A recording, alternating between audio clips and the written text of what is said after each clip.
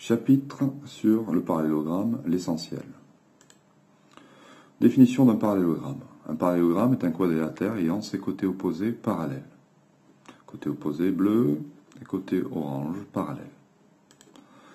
Première propriété du parallélogramme, ses côtés opposés sont parallèles et de même longueur. Donc, côté opposé, parallèle et de même longueur aussi, donc on le code comme ça sur une figure. Voilà. Autre propriété, ces diagonales ont le même milieu. Donc elles se coupent en leur milieu, les diagonales, et le milieu, c'est le centre de symétrie du parallélogramme.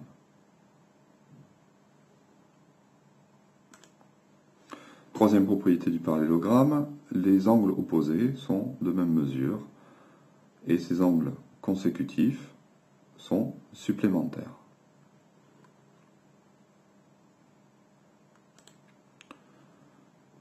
Maintenant, je voudrais savoir si la figure que j'ai est un parallélogramme. Donc déjà, il faut un quadrilatère. Donc un quadrilatère qui a ses côtés opposés parallèles, 2 à 2, est un parallélogramme. Donc ça, c'est une caractérisation avec les côtés. Toujours avec les côtés, on peut aussi dire qu'un quadrilatère non croisé, alors non croisé, croisé c'est ça, donc non croisé c'est ça. Donc un quadrilatère non croisé qui a ses côtés opposés de même longueur est un parallélogramme. Voilà. Troisièmement, toujours avec les côtés, un quadrilatère non croisé qui a ses côtés opposés parallèles, qui a deux côtés opposés parallèles et de même longueur, est un parallélogramme. Avec les diagonales, maintenant, un quadrilatère qui a ses diagonales qui se coupent en leur milieu est un parallélogramme. Pour un rectangle. Donc la définition, c'est un rectangle est un quadrilatère qui a ses angles droits. Première propriété du rectangle, un rectangle est un parallélogramme particulier. Ainsi, tous les rectangles ont les propriétés du parallélogramme. Ça, c'est très important. Donc, le rectangle a les propriétés du parallélogramme, mais en plus, il en a d'autres. Donc, un rectangle, c'est un parallélogramme qui a ses angles droits.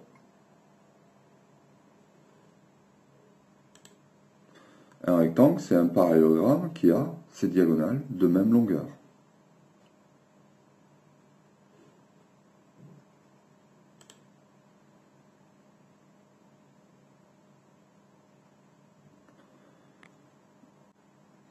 Donc, dès qu'on veut tracer des segments de même longueur, eh bien, on se confronte à un problème. Donc, un trait sur un segment, ça signifie que donc deux segments ont la même longueur. Mais un trait, ça peut signifier aussi, ça peut indiquer un point. Ici, comme I, le trait ici indique I, par exemple, le milieu du segment AB. Donc, si j'ai I qui est le milieu du segment AB et J le milieu du segment CD, je suis obligé de coder de cette façon, c'est-à-dire de dire que le segment AI et IB sont de même mesure, donc là je mets un petit trait pour le dire, et ici pour dire que CJ est à la même mesure que JD, je mets deux petits traits. Et aussi je dis comme ça de cette façon que le segment IB et CJ n'ont pas la même mesure puisqu'ils ne sont pas codés de la même façon. Maintenant, comment coder que le segment AB est égal au segment CD? Je ne peux pas écrire ceci. C'est-à-dire 3 petits traits comme ça et 3 petits traits comme ça.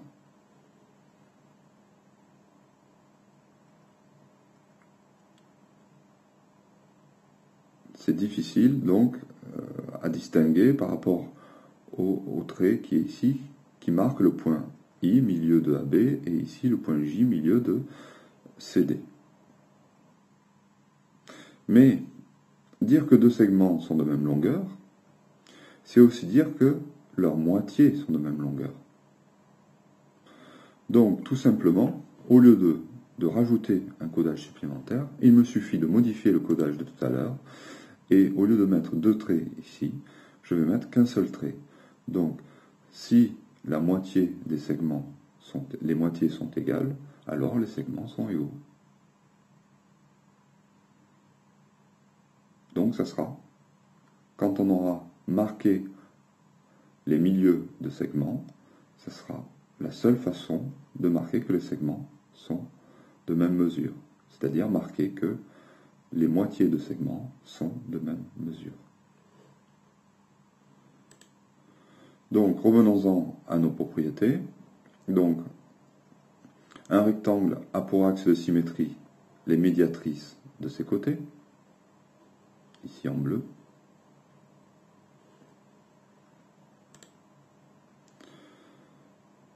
Maintenant, comment dire qu'un quadrilatère est un rectangle? Donc, avec les angles, un quadrilatère qui a trois angles droits est forcément en a un quatrième, et donc c'est un rectangle.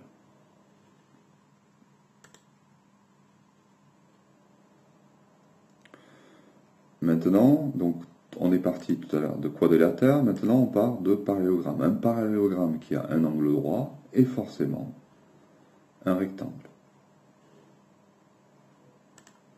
Avec les diagonales, un quadrilatère ayant ses diagonales qui se coupent en leur milieu et de même longueur est un rectangle. Un quadrilatère ayant ses diagonales qui se coupent en leur milieu est un parallélogramme.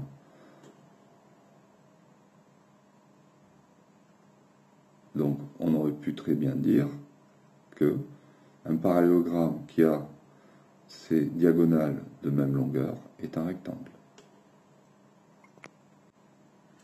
Voyons un losange maintenant. La définition du losange, c'est un losange est un quadrilatère ayant ses côtés de même longueur.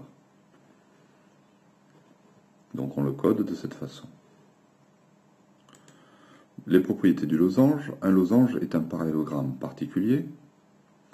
Donc le losange a les propriétés de parallélogramme et il en a d'autres. Un losange est un parallélogramme qui a en plus ses côtés de même longueur.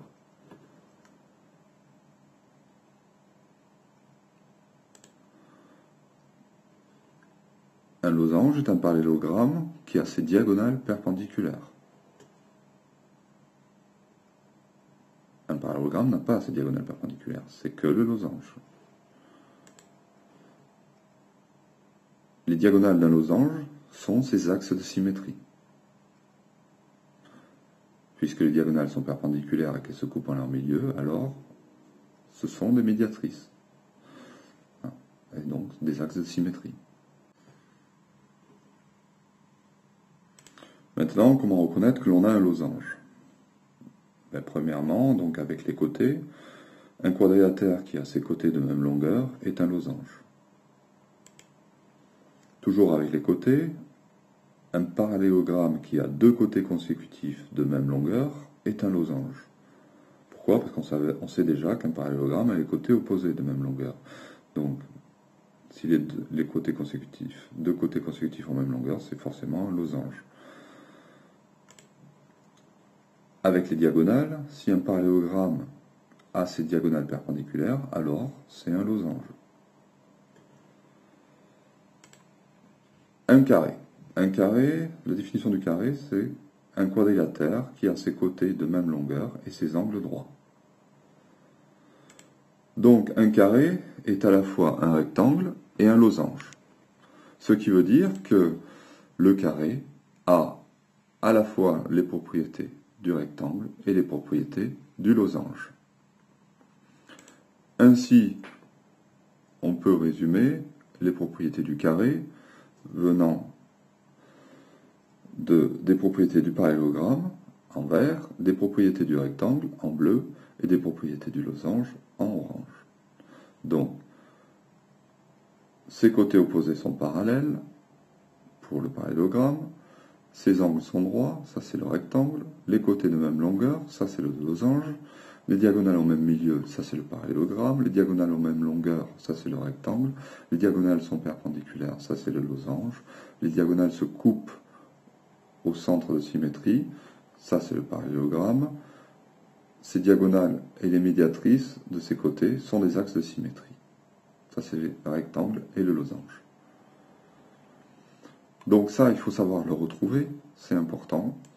Et donc, on a les propriétés du carré, sont les suivantes. Ces diagonales et ces médiatrices, les médiatrices de ces côtés sont des axes de symétrie, ce qui donne le schéma suivant. Comment reconnaître que l'on est en présence d'un carré? Eh bien, avec les côtés, si un rectangle a deux côtés consécutifs de même longueur, alors c'est un carré. En partant d'un losange, si un losange a un angle droit, alors c'est un carré. En partant du parallélogramme avec les diagonales, si un parallélogramme a ses diagonales perpendiculaires et de même longueur, alors c'est un carré. Toujours avec les diagonales, si un rectangle a ses diagonales perpendiculaires, alors c'est un carré. En partant du losange, toujours avec les diagonales, si un losange a ses diagonales de même longueur, alors c'est un carré.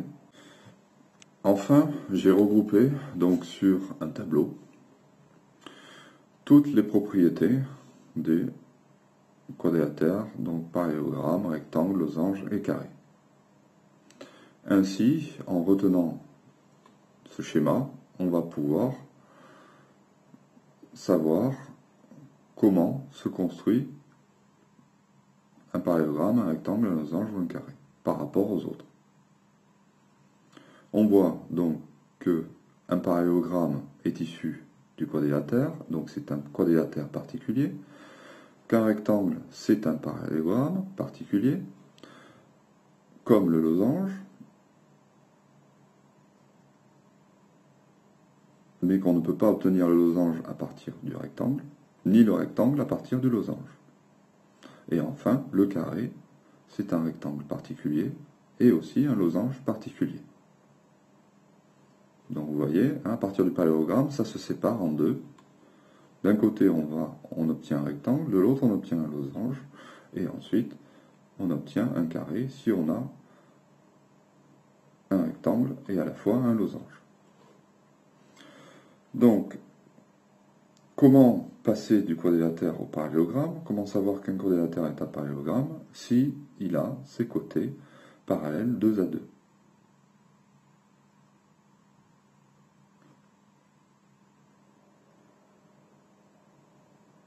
Ou égaux 2 à 2, ou encore que deux côtés sont parallèles et égaux. Donc ça c'est pour les côtés c'est noté en orange. Pour les diagonales, ce sera en bleu, c'est-à-dire un quadrilatère est un parallélogramme si ses diagonales sont de même milieu. Ensuite, un rectangle, pour qu'on ait un rectangle, il faut d'abord que ce soit un parallélogramme. Donc, pour savoir si c'est un parallélogramme, eh bien on regardera soit les diagonales, soit les côtés, mais en plus, il faut qu'il ait soit un angle droit, ou alors ses diagonales de même longueur.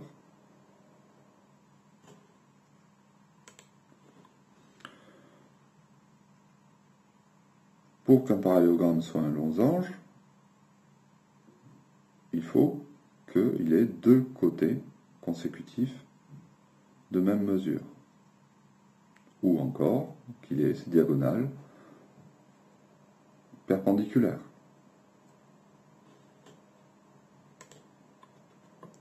Enfin, pour avoir un carré, il faut avoir un rectangle et qu'en plus ça soit un losange.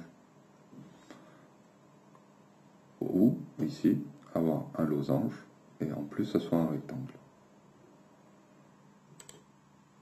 c'est-à-dire qu'il faut rajouter, donc un carré est un rectangle qui a deux côtés consécutifs de même longueur, ou les diagonales perpendiculaires, ou alors un carré c'est un losange qui a un angle droit, ou ses diagonales de même longueur. Donc je vous conseille vivement d'apprendre par cœur ce tableau afin de savoir comment on passe de quadrilatère à un parallélogramme, puis d'un parallélogramme à un rectangle, ou à un losange, et ensuite à un carré. Ça vous permettra de donner la nature d'un quadrilatère dans un exercice. Ainsi, il faudra faire attention. Pour montrer qu'un quadrilatère est un carré, il faudra d'abord montrer que c'est un rectangle et que c'est un losange. Pour cela, il faudra montrer avant que c'est un parallélogramme et donc de se servir à chaque fois de ses propriétés. Pour montrer que c'est un losange, il faudra aussi montrer avant que c'est un parallélogramme. Donc l'idée, c'est de suivre le schéma. Carré, mais on montre d'abord que c'est un parallélogramme, ensuite on montre que c'est un losange, puis on montre que c'est aussi un rectangle. À ce moment-là, c'est forcément un carré. Voilà l'idée.